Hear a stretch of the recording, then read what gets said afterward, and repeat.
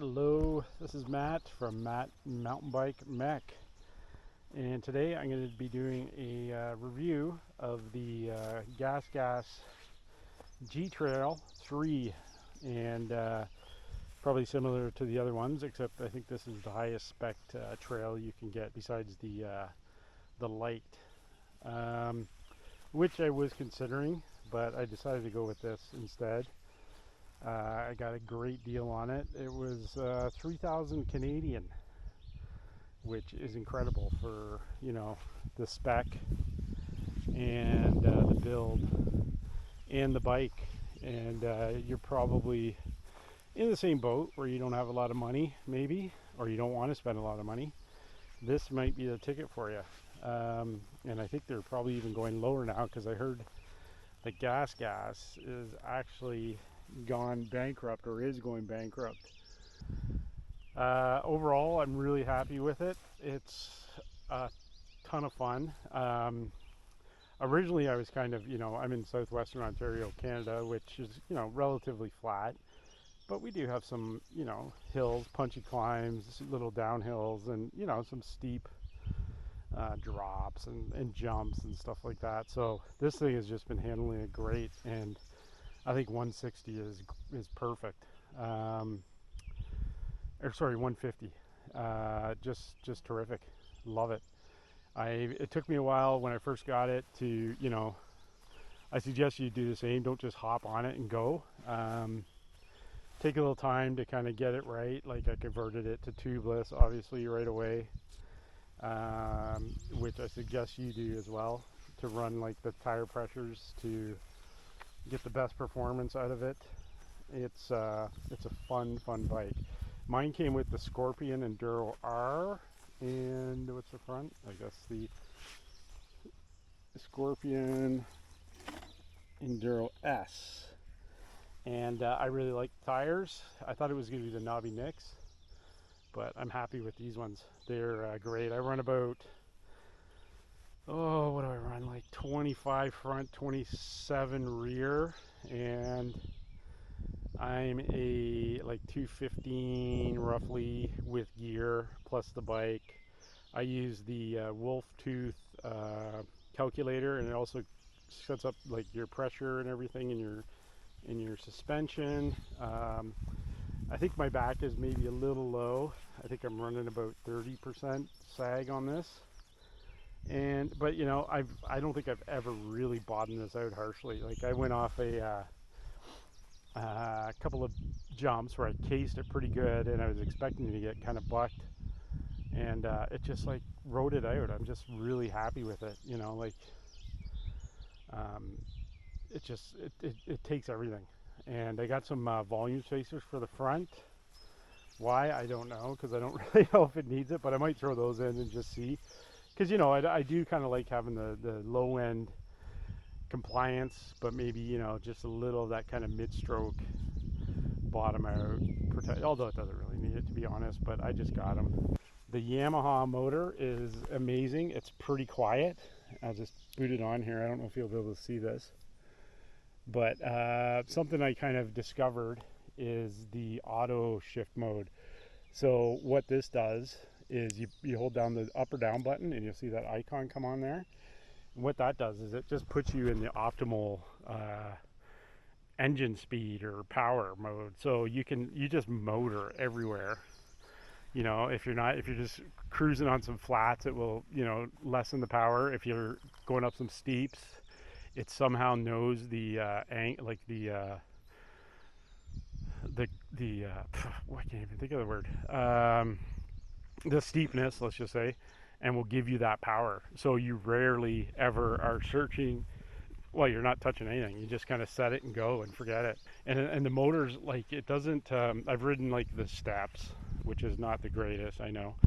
But the thing I found with that one was, like, you'd step on the pedal just to, like, maybe you're trying to start on an uphill, and it just kind of takes off on you. This one, I don't know, the sensitivity of it is amazing. Like, it's like very, like, it knows when to give you power. I've never had any issues with it sort of bolting on me. It just has great power delivery, and it's pretty quiet. And 70 newton meters, you know, we don't have the biggest climbs here, but we do have some, you know, pretty good, like punchy uphills that are pretty steep, like switchbacks, you know, pretty tight switchbacks. And this thing goes up everything. I've never had any issues besides, you know, rider error getting up these things with 70 newton meters, more than enough. 70's great. I thought, you know, I was kind of iffy. Ooh, 70, and even with the light, the 60, I think it is. I think I would have been happy with that as well. Just, you know, a little bit lighter and a little less power, but I think 70 is kind of the sweet spot, really. The brakes are great. They're the Shimano, what are they? The G2. Very powerful, one finger braking, which honestly I've never had, and I've, you know, raced downhill many years ago, raced in quotations because I wasn't that good. But I just, you know, these are great, powerful brakes. You can see I kind of set them up here for one fingertip.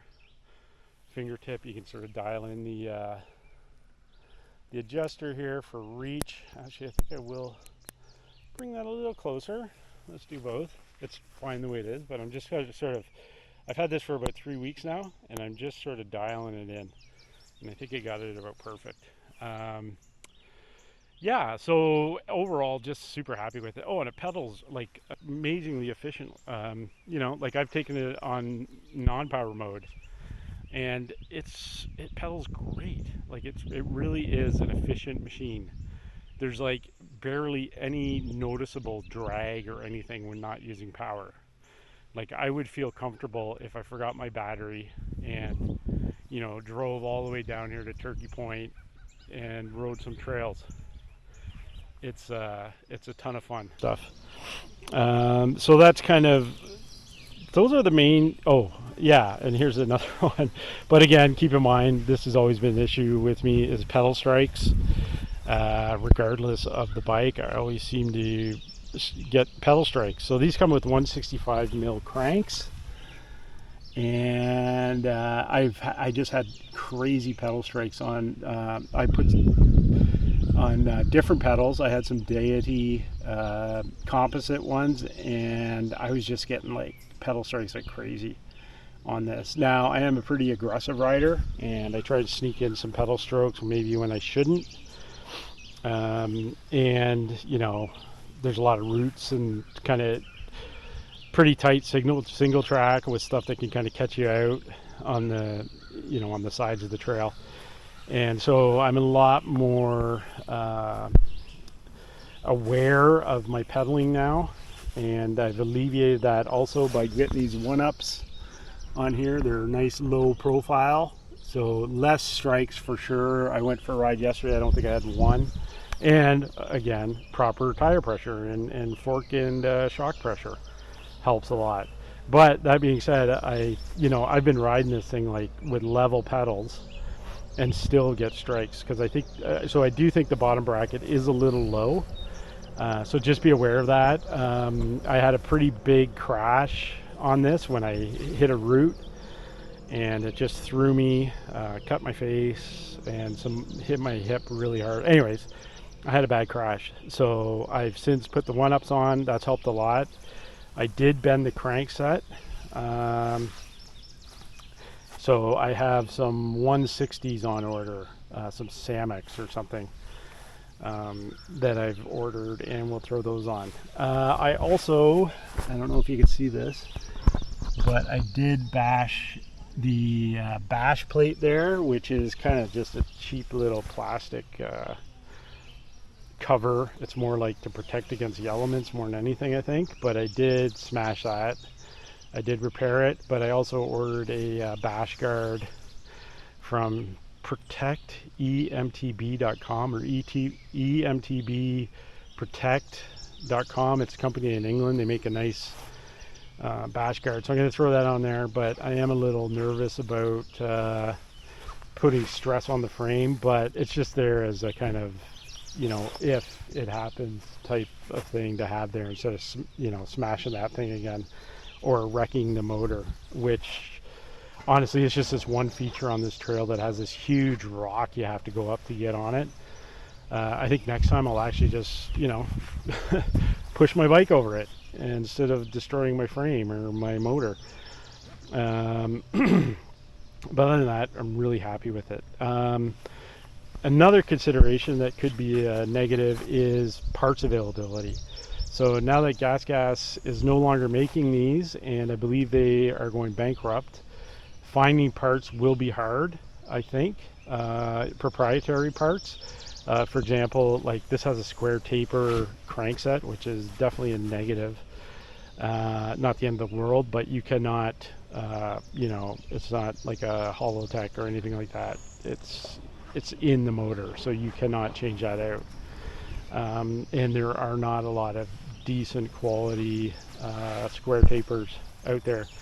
Lecky makes one, but like to get that into Canada, it's like $350, I think it works out to.